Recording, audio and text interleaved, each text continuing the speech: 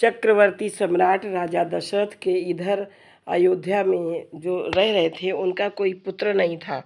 तो इस कारण राजा दशरथ बहुत उदास थे और वो गुरु वशिष्ठ के पास जाते हैं और उनसे विनती करते हैं, याचना करते हैं कि मैं क्या करूं, मेरे कोई पुत्र नहीं है। इस पर वो पुत्र कामना में हुए नृप जब अधिक उदास, हृदय व्यथा कहने गए गुरु वशिष्ठ के पास। पहले तो नतमस्तक होकर फल चार चढ़ाए चरणों में, फिर अर्ध रूप में अश्रुचार चुपचाप गिराए चरणों में। बोले कर चुका विवाह 3, फिर भी फल उसका मिला नहीं, है चौथापन आने वाला, हथकमल अभी तक खिला नहीं। क्या जाने कैसा है भविष्य, जो अब तक प्रभो अंधेरा है। मैं निर्बल होता जाता हूँ, उस प्रबल दुख ने घेरा है। तो अब राजा दशरथ वशिष्ठ जी से विनती करके कह रहे हैं कि मेरा चौथापन आ चुका है और मैंने 3 विवाह भी किए हैं और अभी तक हमारे घर में कोई कुल का दीपक नहीं जन्मा है और इसी कारण मैं बहुत उदास होता जाता हूँ।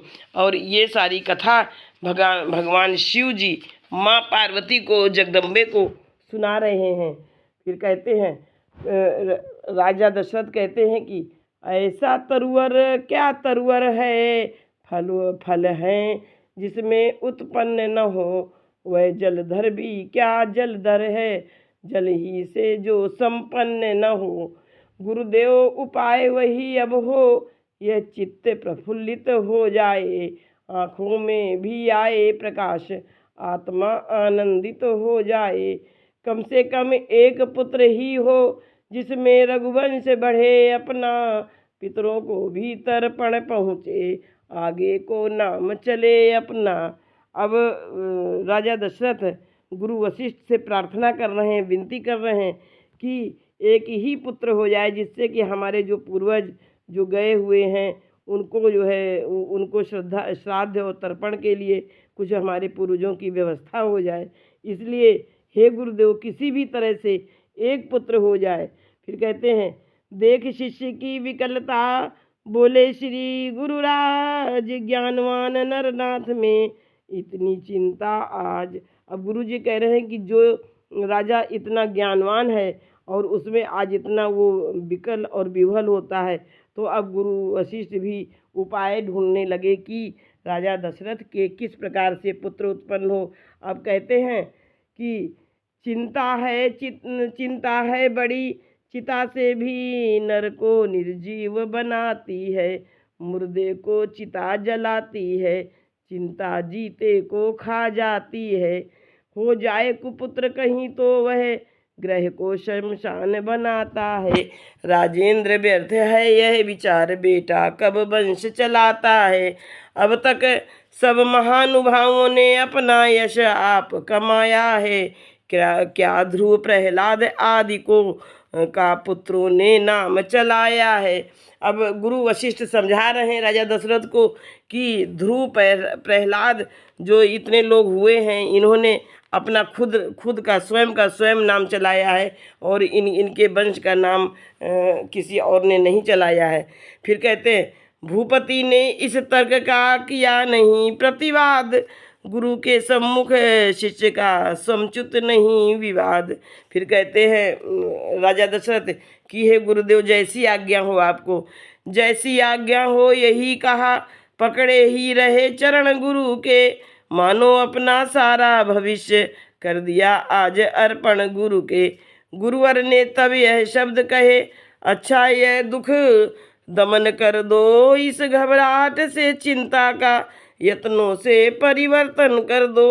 इच्छा है अगर पुत्र ही की, पुत्रेष्ट यज्ञ संविधान करो, पाओगे 4 पुत्र राजन, भगवान विष्णु का ध्यान करो। पुत्रेष्ट यज्ञ के विशेषज्ञ श्रृंगी ऋषि को बुलवाना है, वे मान्य तुम्हारे होते हैं, उनको आचार्य बनाना है।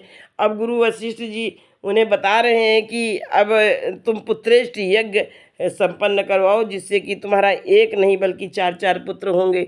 और उस यह यज्ञ जो है पुत्रेष्टि यज्ञ श्रृंगी ऋषि से करवाना है। गुरुवर का आदेश सुन मुदित उठे महिपाल, आज्ञा यज्ञ प्रबंध की आकर की तत्काल। श्रृंगी ऋषि आए यथा समय, सानंद वर्ण स्वीकार किया। मानो अथर्व ने हो सदे, आरंभ यज्ञ उपचार किया। पूर्णा आहुति का जब दिन आया, ऋषिगण ने आशीर्वाद दिया। हो अग्निदेव ने स्वयं प्रकट निज कर से खीर प्रसाद दिया। बोले मेरे द्वारा पायस चतुरानन ने भिजवाया है। यज्ञेश्वर विष्णु चतुर्भुज का प्रस्थान रूप यह आया है। और लोक अलौकिक चमत्कार दशरथ को परमानंद हुआ। गुरु भक्ति दुचंद बढ़ी मन में, प्राणों में सुख चौगंध हुआ। पूर्ण हो गया यज्ञ जब इस प्रकार सालाद, राजमहलों को चले लेकर हव्य प्रसाद। पटरानी कौशल्या जी को जाते ही आधा भाग दिया, उससे भी आधा कैकेयी को फिर वही सहित अनुराग दिया।